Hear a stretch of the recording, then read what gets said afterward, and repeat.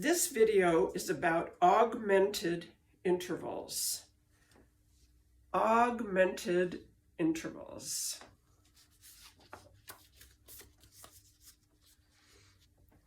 An interval becomes augmented when you increase the size by 1/2 step without changing the number of letter names in the interval. We usually think about this happening when we're starting with a major interval, but we will see it can also work with perfect intervals. So how do we augment an interval?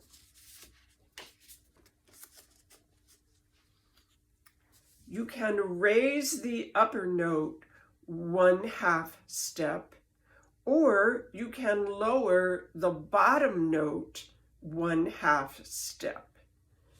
Either way, you will end up increasing the size, but those changes happen by using chromatic signs, not by changing the alphabet letters. For example, an augmented sixth starting with a major sixth C to A can be written as C to A sharp. It's not written as C to B flat because that would change the number of alphabet letters in the interval. If you're going to augment a perfect interval, like the perfect fourth, you can do that just as you would with a major interval, and that is by increasing the size. So augmenting a fourth turns it from C to F to C to F sharp.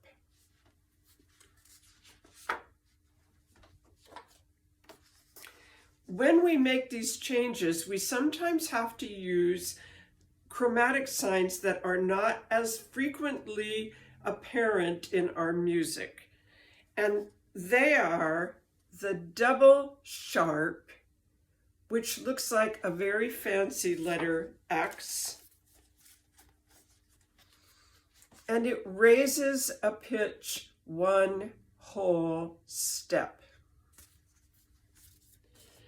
The other sign that can show up when you're augmenting an interval is the double flat, which looks just like its name suggests, 2 flats in a row, and it lowers the note 1/2 step.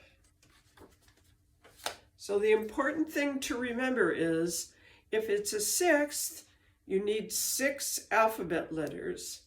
If it's a fourth, you need 4 alphabet letters, and the chromatic signs will take care of the size of the interval.